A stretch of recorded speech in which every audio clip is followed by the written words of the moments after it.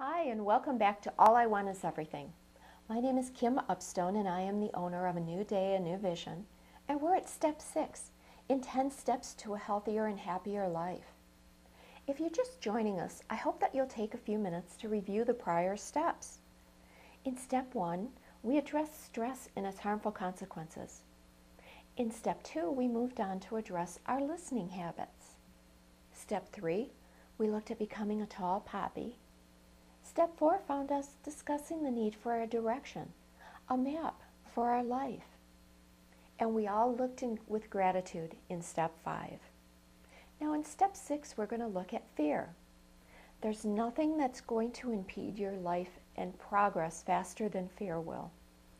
There are so many things to fear that for some of us it can become a paralyzing force and force you into a reclusive lifestyle.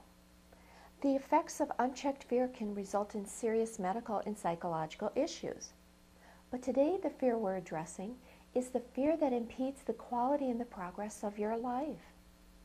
I believe that most of us have heard the acronym for fear, false evidence appearing real. We understand that not everything we're afraid of is real, but most of us don't spend much time disseminating what we fear, how it results in missed opportunity, or look for ways to overcome its effects. Unchecked fear has a tendency to encompass our minds and leaves little room for other expansive thoughts unless we choose to look and then change our thinking about fear. Let's first talk about real versus perceived fears. An example of real fear for me would be one that involves a real object or event happening that would be deemed as dangerous, like being chased by a tiger. A perceived fear is something that would not necessarily involve a real object or event, but rather would reflect a prior belief or a limited understanding of what was happening. Yet the mind can be pretty convincing. You can summon most of these same physical reactions if an actual tiger is chasing you, as really believing that a tiger is chasing you, but never actually seeing it.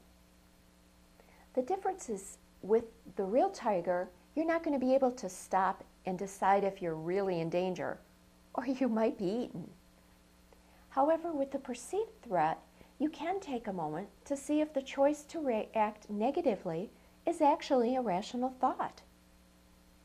Most of our perceived fears are self-inflicted punishment. We allow our runaway thoughts to escalate to paralyzing fear, usually without full disclosure of the facts to ourselves. Repeated affirmations will only serve to validate the fear to fact and transform it to a false truth. Those physical feelings associated with being afraid are instantly familiar to most of us and can create a flight or fight response. We're all preconditioned to have the reaction to avoid what we perceive as painful or dangerous situations. It was necessary for the caveman and comes in handy if you live in the jungle, but most of us have little use for it in our everyday lives. Just like with stress, we just accept the level of physical reaction and accept it. And just like we did with stress, we need to look at the level and how we're letting it affect us and learn how to separate real from perceived. Everyone has fear within their life. How you choose to intervene or how you view the outcome by refusing to allow it to change the path you take is the difference among us. Living confined within the invisible boundaries that fear creates may keep you from ever realizing that it's playing a part in the choices you make. When I finished writing the first All I Want Is Everything, I realized rather quickly that to reach the people that I was trying to help, I would need to address my worst fear, public speaking.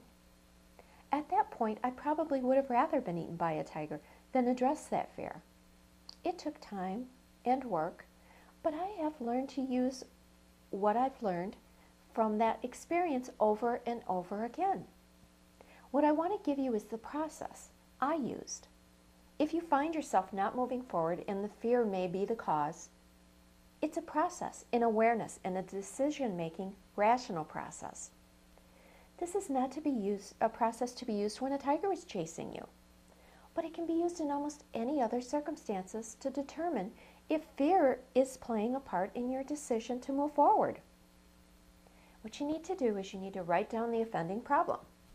It could be something like fear of taking a different job, starting your own company, or speaking in public like it was for me. Is there a valid fear? What within the problem is the fearful part?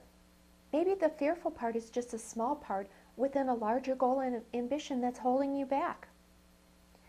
Think about what could be the absolute worst thing that could happen. Create that scenario in your mind. Now, what can you do to prepare for that worst case scenario? Again, think in your mind. What is the best way to prepare? Can you begin on a smaller scale? For me, it was speaking to a small group. If you want to start a business and are afraid, maybe you could start that business part-time. If you weren't successful, could you try it again? You can always keep trying. Short of death, you always have another chance. What would be the best case scenario? Picture that in your mind. How could your preparation help you to have a successful outcome? Do whatever you need to do to prepare. Build your confidence and give you support, knowing that you're as ready as you can be. What I've come to understand with myself is that the physical reaction is just an automatic response, and it's not necessarily a bad thing. I now use that feeling of butterflies and the rush of adrenaline to be the most exciting person in the room. I can use the awareness of that fear to my advantage, and you can too in almost any circumstance. With the right preparation, working hard, practicing, getting all the information you need, and planning, you can overcome almost any fear. This week, let's test out ourselves. Don't allow yourself to rest on, this is just who I am. Redefine who you are. Create a compelling reason to take on things that you fear. Take small steps towards the very things you're afraid of trying. Let go of the ledge you are clinging on to. Just like the story I wrote about the caterpillar who wants to become a butterfly. Go back and reread that story. Be fearless. Take a chance. And you too will be able to soar in the wind and show off your colors, just like the butterfly did. Decide today. That's all it takes is a decision to try, and one small step. I look forward to seeing you in the next video as we fearlessly continue our journey together. Namaste.